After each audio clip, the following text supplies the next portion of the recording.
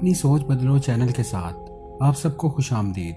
گزشتہ یعنی history of ترکی کی 6 ایپیسوڈ میں آپ نے جانا تھا کہ مصطفیٰ کمال کی ان تبدیلیوں اور ترامیم سے نہ تو ان کی پارٹی والے خوش تھے اور نہ نقش بند مولانا۔ مصطفیٰ کمال کے خلاف پہلا اپوزیشن اتحاد بن چکا تھا اور دیار باکر میں کردوں کی شورش نے سر اٹھانا شروع کر دیا تھا۔ مصطفیٰ کمال ترک افواج کی جنگی طاقت استعمال کر کے اس شورش کو تو بند کروا چکا تھا اور اس کے تمام سرکردہ رہنماؤں کو غداری کے الزام میں قتل بھی کروا چکا تھا۔ یہاں انٹرسٹنگ بات یہ بھی تھی کہ کردوں کی تحریک آزادی کے ساتھ ساتھ اس وقت خلافت کی بحالی کی تحریک بھی چل رہی تھی۔ اس تحریک کا نام شیخ سعید تحریک تھا۔ شیخ سعید کی تحریک نے کردوں کی تحریک سے ویسے تو لا تعلقی کا اظہار کیا تھا، لیکن مصطفیٰ کمال کی گورنمنٹ مسلسل شیخ سعید پر یہ الزام عائد کر رہی تھی کہ شیخ سعید ہی اس کے رہنما ہیں۔ اس تحریک کے ساتھ کیا ہوا اور کردوں کے ساتھ ترکوں کی نفرت کا آغاز کس طرح ہوا، آپ یہ سب کچھ اس ویڈیو میں جانیں گے۔ مصطفیٰ کمال نے دیار باکر کی عدالت کا استعمال کرتے ہوئے شیخ سعید تحریک کے تمام رہنماؤں کو پھانسی کی سزا سنوا کر قتل کروا دیا تھا۔ یوں مصطفیٰ کمال کے سامنے اب ایک بہت بڑا چیلنج ختم ہو چکا تھا، لیکن اب بھی مصطفیٰ کمال اور اس کے اتحادیوں کے سامنے سب سے بڑی رکاوٹ تیزی سے مقبول ہوتی ہوئی جمہوری فرقسی یعنی PRP پارٹی کی اپوزیشن تھی۔ اس پارٹی کو راستے سے ہٹانا اتنا آسان نہ تھا، کیونکہ اس پارٹی میں بہت سے بڑے فوجی رہنما شامل ہو چکے تھے اور اسمبلی میں اس پارٹی نے مصطفیٰ کمال اور اس کے اتحادیوں کو اب چیلنج کرنا شروع کر دیا تھا اور یہ پارٹی مصطفیٰ کمال کا سر درد بن چکی تھی۔ اس سب کے باوجود یہ پارٹی مصطفیٰ کمال کے سیکولر عزائم کو روکنے میں کامیاب نہ ہو پا رہی تھی۔ 30 اگست 1925 کو مصطفیٰ کمال نے ترکی کے صوبے کاٹسامونو میں ایک تقریر کے دوران ایک نیا محاذ کھڑا کر دیا۔ اس تقریر میں مصطفیٰ کمال نے کھلم کھلا صوفی اور درویشوں کی طرف اشارہ کرتے ہوئے کہا کہ جمہوریہ ترکی میں شیخ، صوفی اور درویشوں کے لیے اب کوئی جگہ نہیں۔ اب ترکی ایک نئے نظام کی طرف جا رہا ہے۔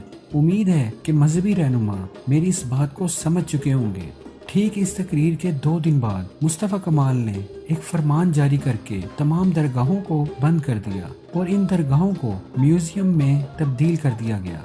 ابھی صوفی عالم اس صدمے سے نکل نہیں پائے تھے کہ مصطفیٰ کمال نے ایک اور بم گرا دیا۔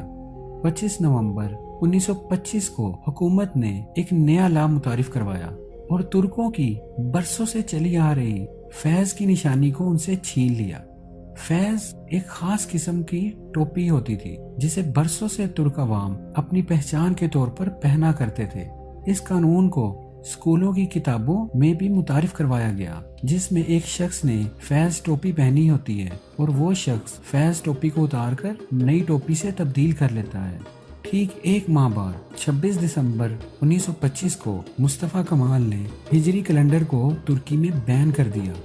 اسمبلی میں کافی لوگ ان ہوتی ہوئی تبدیلیوں سے خوش نہ تھے، کیونکہ وہ صاف دیکھ رہے تھے کہ مصطفیٰ کمال خلافت کے خاتمے کے بعد بھی رکنے کا نام نہیں لے رہا اور اب وہ اس ملک سے اسلام کا نام و نشان تک مٹانے کی کوششوں میں لگ چکا ہے۔ اسی بنا پر بہت سے رہنماؤں نے مصطفیٰ کمال کو قتل کرنے کا منصوبہ بنایا۔ 14 جون 1926 کو آخر اس منصوبے پر عمل درآمد کی کوشش کی گئی۔ اس منصوبے میں وہ لوگ شامل تھے جو ملک میں خلافت کے خاتمے کے بھی خلاف تھے اور ملک سے اسلامی قوانین کو ختم کرنے کے حامی نہیں تھے۔ مصطفیٰ کمال پر حملہ بڑے سوچے سمجھے منصوبے سے کیا گیا، لیکن مصطفیٰ کمال اس منصوبے میں بچ گیا، جس کے بعد تحقیقاتی کمیٹی بنائی گئی اور اس منصوبے کے پیچھے چھپے چہروں کو ڈھونڈنے کا کام اس کمیٹی کو سونپ دیا گیا۔ آخر کچھ ہی ہفتوں میں اس کمیٹی نے اس قاتلانہ منصوبے کے پیچھے چھپے تمام چہروں کو ڈھونڈ نکالا۔ کمیٹی کی رپورٹ کے مطابق اس منصوبے میں ترک افواج کی اعلیٰ قیادت اور کمیٹی آف یونین کے لوگ بھی شامل تھے۔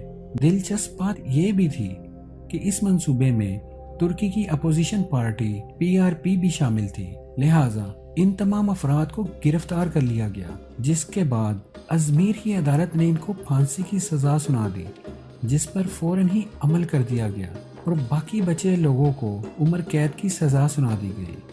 اپوزیشن کے زیادہ تر ارکان کے ساتھ ساتھ کاظم کارب کیر کو بھی ان کے 82 ساتھیوں سمیت گرفتار کر لیا گیا۔ کاظم کارب کیر وہی شخص تھا جو کبھی مصطفیٰ کمال کے بہت قریب تھا اور آج اس کو نظر بند کر دیا گیا تھا۔